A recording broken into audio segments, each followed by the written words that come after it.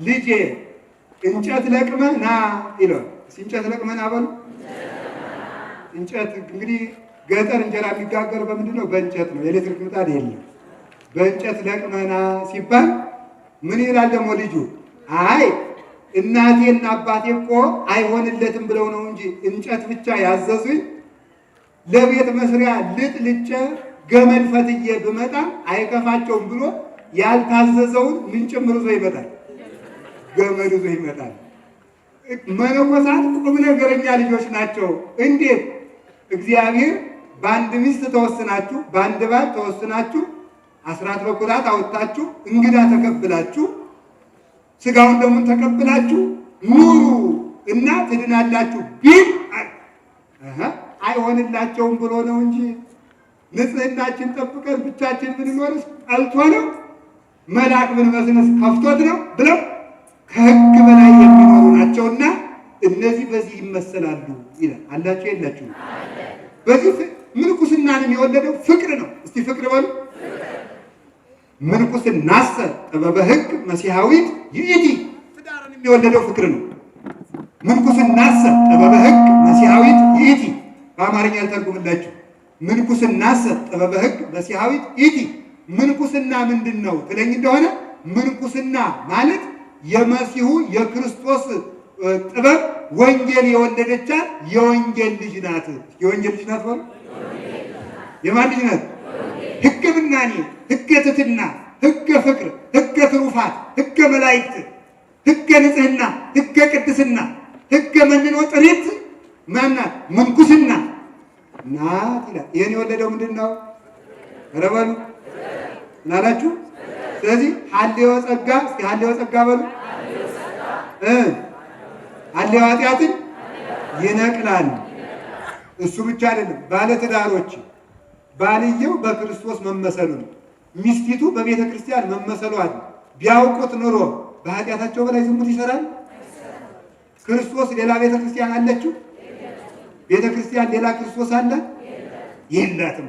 ይህንን ጸጋ እስተመልከቱ፣ ተመልከቱ። እስመ ኃይለ መንፈስ ይሄይ ሕማማተ ሥጋ። ጸጋን ማሰብ ኃጢአትን ከማሰብ ያድናል። እስኪ በሉ አንድ ጊዜ ጸጋን ማሰብ ኃጢአትን ከማሰብ ያድናል። ከመብል መርጠን ሥጋውን ደሙን እንደምንመገብ ከመጠጥ መርጠን የክርስቶስን ደም እንደምንጠጣ ቢገባን ኑሮ በአፋችን ሰው በእውነት ቅጠል ይበላበታል? ጭስ ያጨስበታል? ስለዚህ ተመልከቱ፣ ፍቅር ከዚህ ሁሉ ያድናል። ያልኳችሁ ለምንድን ነው? ጸጋን የሚያስረሳው ክርስቶስን መርሳት ነው። የክርስቶስን ፍቅር መርሳት ጸጋን ያስረሳል። ጸጋን መርሳት ኃጢአትን ለማስታወስ ስር ይጠቅማል። ለዲያብሎስ በር ይከፍትለታል። ጸጋችን ከመርሳት ይሰውረን። አሜን በሉ። ስትጾሙ ጾምን ተመልከቱ። ስትጾም የሚበላ አሳማ ይበላል? ይጾማል? ይጾማል? ጾማል? አህያሰብ በነገራችሁ ላይ እየሞተች ሁሉ የምትበላ እንስሳ አህያ ነው። እየሞተች እንዲያው ግርም ነው የሚያደርገው ማምላክ። እየሞተች እየተንፈላገጠች እያለች ትበላለች። እየሞተች እዚያ ግን ጭድ ካለ ትበላለች። እኔ ባይኔ አይቻለሁ። አዛኝ እየሞተች የምትበላ እኛም እኮ እየሞት ነው የምንበላ። እየሞት አይገባውም። በተለይ የከተማው ሰው ነው እየሞተ ደም ግፊት እያለው ስኳር እያለ እየገደለው ይበላል። ደግሞ ያረሳል እንደው አይጣል ይደርስ ሰው እየሞተ ይበላል።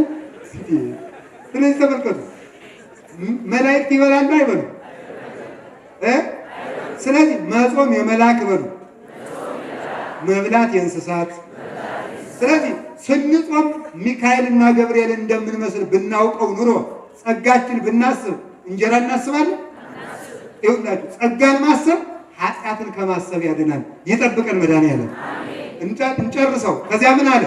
ክርስቶስን የሚወድባት ፍቅር በልቡናው ተስላበታለችና አለ ፊቱ ይነዳል፣ ይቃጠላል። ቅዱስ ጎርጎርዮስ ቅዳሴ ሲቀድስ ከመቅደሱ ላይ ከመሰዊያው ላይ ከመንበሩ ላይ ሀበነ ንበር በዘዚአከ መንፈስ ቅዱስ ወፈውሰነ በዝንቱ ቅርስ ፎራ ብሎ ሲል ጌታችን መድኃኒታችን ኢየሱስ ክርስቶስ በሕፃንና በበግ አምሳል መጥቶ ከመንበሩ ላይ ይታያል። ያን ጊዜ ሲፈትተው የካህኑ ጣት በመለኮት ደም ተታሎ ያየዋል። ያንን አይቶ ጌታዬ ጌታዬ ለእኔ ብለህ ተፈተትክን ብሎ አቅፎት ሲያለቅስ ቅዳሴው ረዝሞ መሽቶ ሰው ሁሉ ቁሞ ይጠብቀዋል። ሲወጣ ፊቱ በእሳት የተቃጠለ መስሎ ይወጣ ነበረ። ለምን? በፍቅሩ ይነዳልና። በፍቅሩ ይነዳልና በሉ። በፍቅሩ ይነዳልና። በፍቅሩ ስለሚነድ መቆም አይታወቀው፣ መቸገሩ አይታወቀው። አባታችን ኢትዮጵያዊ ጻድቅ አባ በጸሎተ ሚካኤል ቅዳሴ ሲቀድሱ ጊንጥ መታ ነደፈቻቸው። ቅዳሴው እስኪያበቃ ድረስ ጊንጢቱ ከሳቸው ላይ እንደተተከለች ቆየች። ሳያውቁት ቅዳሴው አልቆ አቁርበው ሲጨርሱ ወደቁ። ተመልከቱ። ፍቅር ጊንጥ የለ፣ እባብ የለ፣ ጦር የለ። ፍቅር የማያስረሳው የለ። ክርስቶስን መውደድ እንኳን ኃጢአትን ጦርን ያስረሳል፣ እባብን ያስረሳል፣ መርዝን ያስረሳል። ሁሉንም ምንም ልታደርጉኝ አትችሉም። ምንም የሚያዩት ክርስቶስን እንጂ መንኮራኩሩን አይደለም። ቅዱስ ጊዮርጊስ 40 ቀን የተዘጋጀውን መንኮራኩር እሱን ለመፍጨት የተዘጋጀው መንኮራኩር 40 ቀን ነው የፈጀው። በቅዱስ ጊዮርጊስ መንኮራኩር 40 ቀን ባዘጋጁ ሰዎች ተንኮል እንደነቃለን እንጂ 40 ዓመት 50 ዓመት ቤተክርስቲያን ለማጥፋት የሚማከሩም አሉ። ዙሮ ዙሮ ግን አይሆንላቸውም። ታዲያ ተመልከቱ፣ 40 ቀን ተመክሮ መንኮራኩሩ ላይ ቀረብ አለ። እንግዲህ ጊዮርጊስ ምረት ወይ ክርስቶስን መርጠ መሞት ወይ ደግሞ ጣዖትን መርጠ መዳን አለ። ከዚህማ እንደው ወጣ ይሆን አለ። በህሊናው ተፈተነ አላ ወዲያው መጣለትና ሐሳብ ወፎኑ እየሄድ ከመተሰቅለ አምላኬ ክርስቶስ እንደተሰቀለ ለምን አላስብም አለና እሱ እንኳን ለማይጠቀምበት መከራ ተሰቅሏል። እኔም አክሊል ለማገኝበት መከራ እንዴት አልጸናም? በዚያው ላይ አምላኬ ክርስቶስ ቢሰቀል ድል አድርጎት ተነሳ እንጂ ሙቶ ቀረ። እኔስ ሙቼ ቀራለሁ እገባለሁ። ሐሳቡን ለወጠ። የክርስቶስ መስቀል መንኮራኩርን ያስንቃል።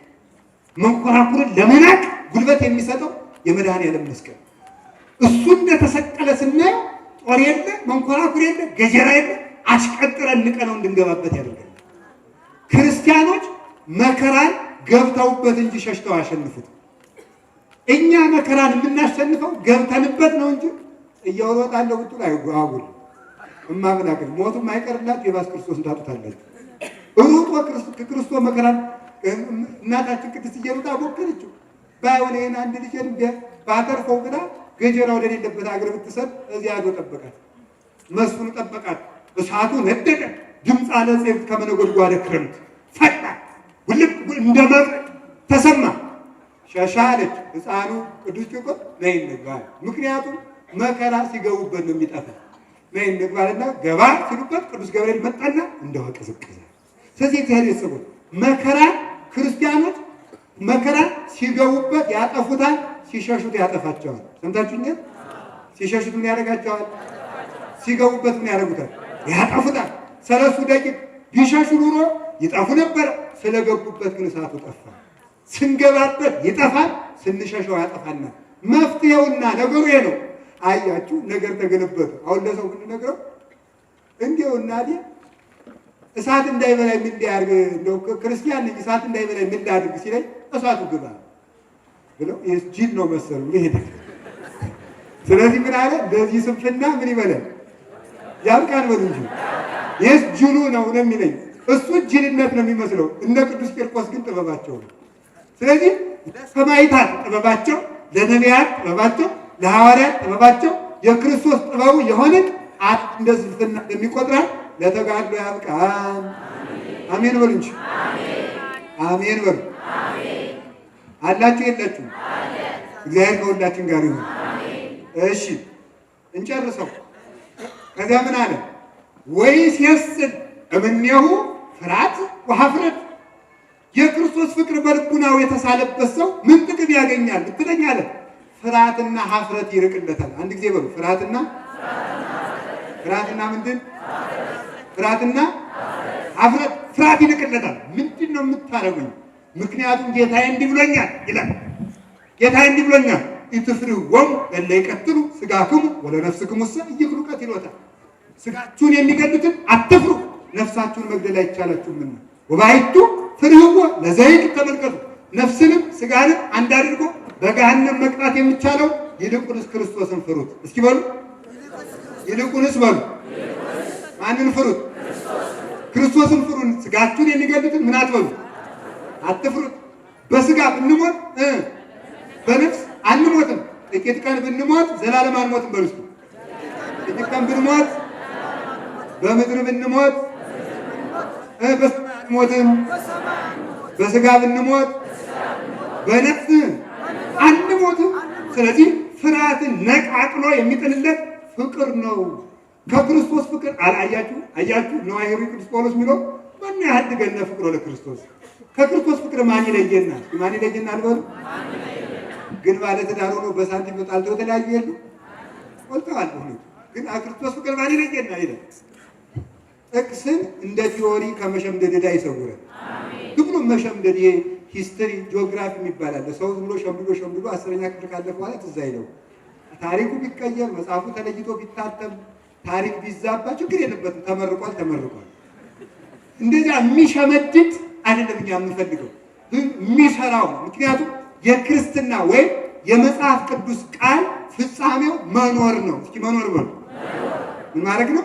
መኖር ስለሆነ ፍርሃትን ነቃቅሎ የሚጥለው ክርስቶስን መውደድ ነው። ከዚያስ ምን አለ? ሀፍረት ይወጣለታል። አንድ ጊዜ ሀፍረት በሉ ምናላችሁ? አቡነ ፊልጶስ እጨጌ ፊልጶስ ዘደብረ ሊባኖስ የአቡነ ተክለ ሃይማኖቱ ልጅ ሰማይትም ባይታዊም መምህርም የሆኑት አቡነ ፊልጶስ ምንድን ያለ ንጉሱን አንተ በሚስት ላይ ሚስት ልትጨምር አይገባም፣ ክርስቶስ አይፈቅድም ብለው ሲገስጹት አንተ መነኩሴ ራቁትህን ነው የምገርፍህ። ምን ብሎ መለሰ? አመዱ በአመዱ ፊት ራቁቴን ብቆም ምን ያስደንቃል? ፀሐየ ጽድቅ ክርስቶስ ጌታዬ እንኳን በጲላጦስ ፊት ራቁቱን ቆሟል። በዚያው ላይ እኔ ትቢያው አንተ በትቢያው ፊት ራቁቴን ብቆም አላፍርም፣ ይልቁንም አንተ ነገ በጌታዬ በክርስቶስና በሰራዊተ መላእክት በቅዱሳን ፊት ራቁትህን ትቆማለህ። የሚያሳፍር ያንተ እንጂ እኔ አይደለም ብለው ራቁታቸውን ተገረፉ። ሀፍረትን መናቅ ማንስ ወደዱ ነው? በሉ አሜን። በዚያውስ ላይ ይሄን ቆብ መግፈፍ ይቻላል፣ ይሄን ቀሚስ ማውለቅ ይቻላል፣ ይሄንን ፎጣ መግፈፍ ይቻላል። ክርስቶስን ማውለቅ አይቻልም። ስለማይቻል የሚታየው ልብስ ቢወልቅ የማይታየው ልብስ ስለሚያዩ ሀፍረት ተነቃቅሎ ይወድቅለታል። ክርስቶስን የሚወድ ሰው ተሸማቆ ሃይማኖትን አይክድም። ለምን? ሀፍረቱን በክርስቶስ የብርሃን ልብስ አውልቆ ይጥለዋልና። አውልቆ ይጣልልን። ስለዚህ ቅዱስ ጳውሎስ ምን አለ? በእስረኛው መምህር በእኔ አትፈርብኝ። እስኪ አትፈርብኝ በሉ። አቤት እንደ ሰውኛው ቢሆን በገደለ አባት ነው በሞተ አባት ነው የሚያስመካው። እንደ ሰውኛው ቢሆን የገዳይ የጀግኖች ዘር ተብሎ በዚያ ነበረ። እኛ ግን በገደለ ሳይሆን በሞተው ክርስቶስ እንመካለን።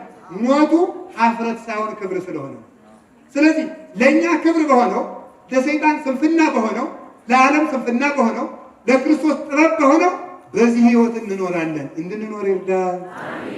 ሲጨርሰው ምን አለ? እየጨረስ ነው፣ አይዟችሁ። በዝንቱ ምግባር አለ። በዝንቱ ምግባር ሰክሩ ሐዋርያት ወሰማዕታት።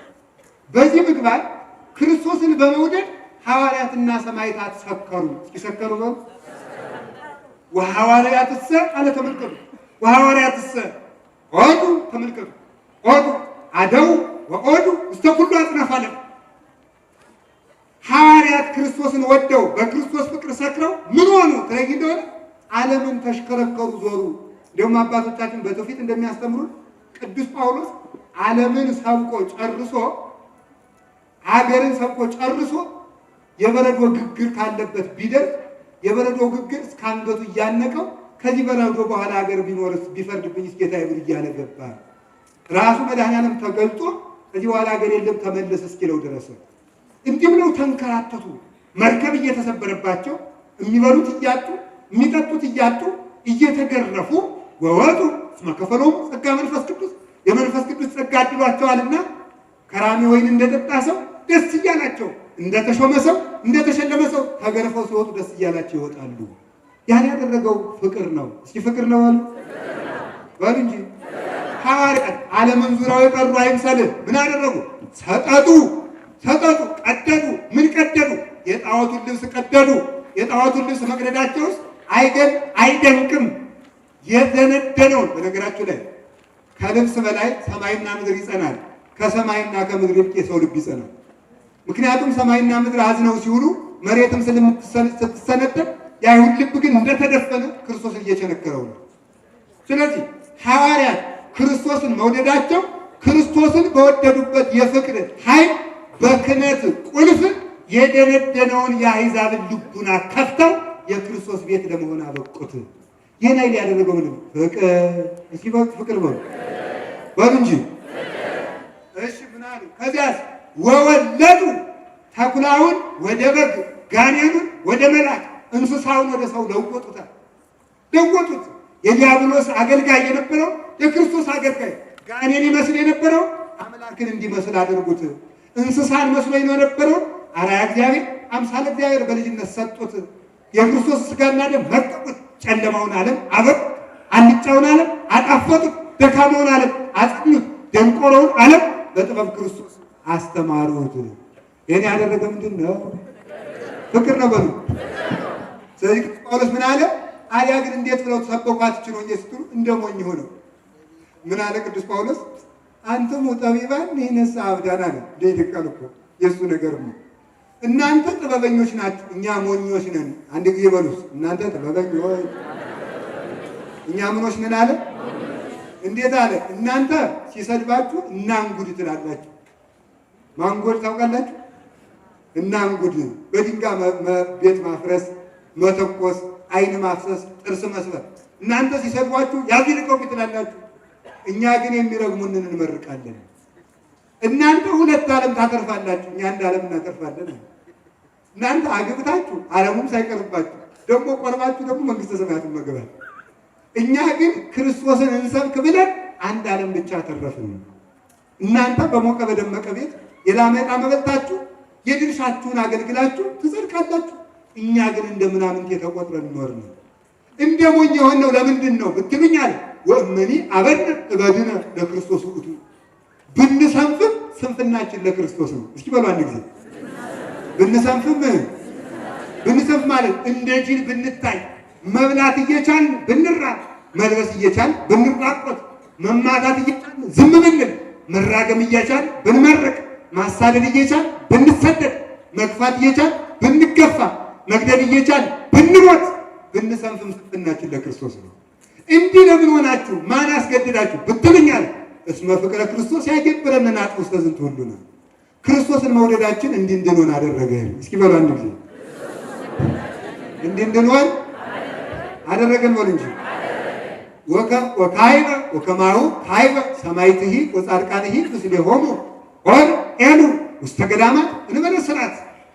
እንደዚህ ሁሉ አለ ሐዋርያት ብቻ ሆነው የቀሩ አይደሉም። የእነሱ ተከታዮች ተላውያን ሐዋርያት የሆኑትም ሰማይታት እነሱን መስለው ግማሾቹ ወደ እሳት ግማሾቹ ወደ በረሃ ተንከራተቱ፣ እነሱን መሰሉ ይልና አላችሁ የላችሁ እንዘ ጠቢባን እሙንቱ በጥበብ በቋይት አምሰልዎሙ ከመ አብዳን። ለሚጠቅም ጥበብ ጥበበኞቹ ነው ሳለ የሰማይ ቤት የሚከፍቱበት ቁልፍ ያላቸው ጥበብ ክርስቶስን የሚሰብኩ ሆነው ሳለ ነገር ግን ሰውን ለማዳን ብለው እንደሞኝ ተቆጠሩ። እስኪ እንደሞኝ ተቆጠሩ በሉ። እንደሞኝ ተቆጠሩ እንጂ እንደሞኝ ነይነስ ነይነስ አሎ ለእግዚአብሔር ከመነት ባደር ወይ ረሰነ ድለዋን ለዛቲ ይበድ በቋይት። እኛንም ለዚህች ስንፍና እንዲያበቃ እግዚአብሔር እንለምን በሉ። አንድ ጊዜ እኛንም ለዚህች ስንፍና እንዲያበቃን እግዚአብሔር ምን በለው። ፈላስፎች ለራሳቸው ሳይሆኑ ሙተው ቅዱስ ጳውሎስ ግን እንደሞኝ ተቆጥሮ ኑሮ ከመላእክት ጋር ሂዶ ሰው ሊሰማው የማይቻለውን እስከ ሦስተኛው ሰማይ ተነጥቆ ሂዶ ሰምቶ ከመጣ አቡነ ተክለ ሃይማኖት እንደሞኝ ተቆጥረው ኑረው ከሱራፌል ጋር ሄደው አጥነው ከመጡ እና አቡነ ገብረ መንፈስ ቅዱስ እንደሞኝ ተቆጥረው ልብስ ሳይለብሱ ፀጉር ብቻ አብቅለው ራቁታቸውን ኑረው 562 ዓመት በመብረቅ ተጭነው ከበረሩ እነ አቡነ ሳሙኤል ዘባ ቀሚስ ሳይለውጡ ቆብ ሳያሻሽሉ ኑረው መሬትን እንደ መሶብ ከፍ አድርገው ለማስባረክ ማድረግ ከበቁ እረኛንም ለዚህ ስንፍና ያብቃን፣ ለዚህ ስንፍና ያብቃን። ጌታችን መድኃኒታችን ኢየሱስ ክርስቶስ ለብሶ ሳይሆን ተራቅቶ፣ አይኖ ሳይሆን ደክሞ፣ ለብሶ ሳይሆን ተራቅቶ ደክሞ ሰይጣንን ካሸነፈው በዚህ ስንፍና ሰይጣን የሚሸነፍ ከሆነ በመብል ሳይሆን በጾም የሚሸነፍ ከሆነ ለዚህ ስንፍናስ ሁላችንም ያብቃን። ያስተማረን እግዚአብሔር የተመሰገነ ይሁን። ስብሐት ለእግዚአብሔር።